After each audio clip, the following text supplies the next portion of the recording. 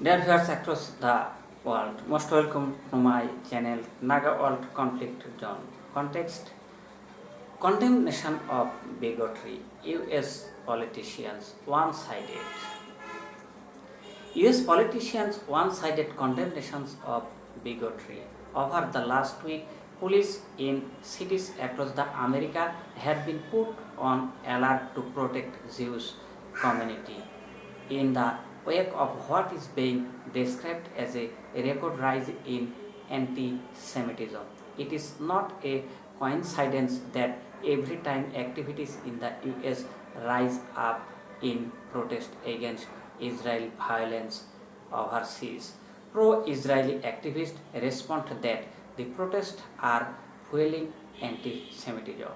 Those those who described pro-Palestine protests as fueling hate crimes against Jews frequently state that anti-Semitism is a direct response to Hamas rocket fire from Gaza.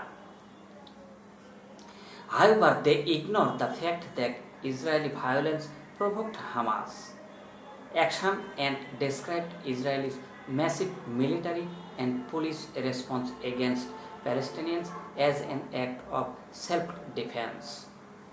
In contrast, despite a repeated claim by Arab American leaders of a rise in anti-Arab and Islamophobic incident, as was made several weeks ago by the American Arab Anti-Discrimination Committee ADC, no US politicians leaders have seen the need to heighten protections for Arab.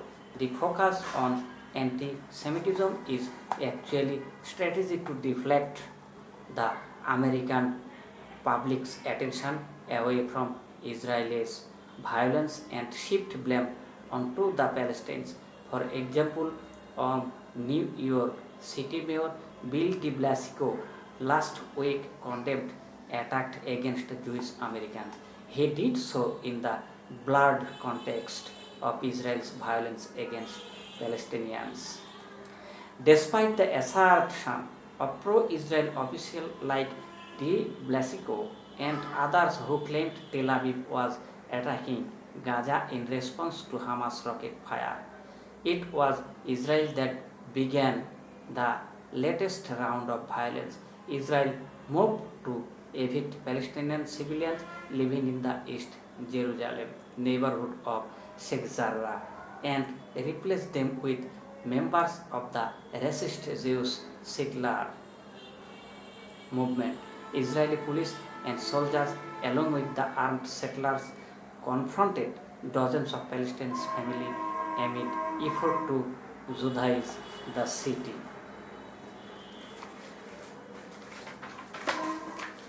Israel's long history of ethnically cleansing Arab neighborhood to strengthen the Jewish presence in an established fact. Palestinians responded to Israel's violence by protesting not just in Sheikh Jarrah but also in other areas of the occupied territories and inside Israel. Israeli police beat and arrested many Palestinian citizens in Lod, for example. Only when the settlers, with the support of heavily armed Israeli soldiers and police, tried to storm Al-Aqsa Mosque, which settlers have repeatedly said they wanted to burn down, did Hamas begin firing rockets. But in the eyes of many pro-Israeli politicians, Palestinians don't get to defend themselves. Only Israelis get to defend themselves, even if they are responding to violence they provoked. The truth of the matter is reflected in the consequences of the violence. For more Palestinians, the number is that the thousands have been killed in the past 8 years by so-called Israeli retaliation than few dozen at most Israelis killed by Hamas rockets. US reacted forcefully during the many massive pro-Palestinian protests that swept the country this month. Several protesters were arrested and charged with hate crimes, which De Belasco described as a horrible and consistent pattern. The New York mayor met with and assured Jewish leaders, said, "We take it seriously because if we don't, it's at all of our peril." I don't see in isolation, and it's not just one incident. People's fear and concern are well placed, and we have to respond in kind. While De Blasio and dozens of other American mayors and elected officials were reacting to claims of rising anti-Semitism, none reacted to Arab American and Muslim leaders claim that anti-Arab and anti-Muslim violence, which is also related to the spike in Middle East violence, was on the rise. During an appearance on my radio show this month, ADC President Smear Khalif said that Arab and Muslim Americans don't get the same support as other communities in the face of increasing hatred and bigotry. We get all the negative of being a minority. We are discriminated against, he said. We see the hate, but we don't get the help some of the other minority communities get.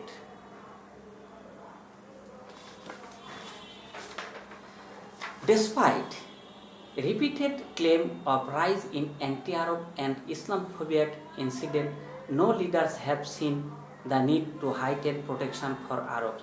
What makes the Arab and Muslim concern even more relevant is that America is approaching the 20th anniversary of the September 11, 2001 terrorist attack, which resulted in a large wave of anti-Arab and Islamophobic bigotry and violence. The real tragedy is that anti-Semitism is not just a hate crime against Jews, even though the politics of the Middle East conflict has made the narrow definitions that only focus.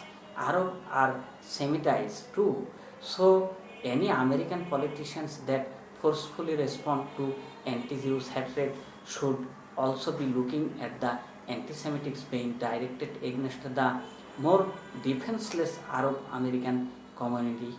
Police should be assigned to defend mosques and Arab American organizations too, particularly in places like New York, Ohio, and other areas where the focus on fighting bigotry has been so one-sided. Arabs are victims of hatred in America.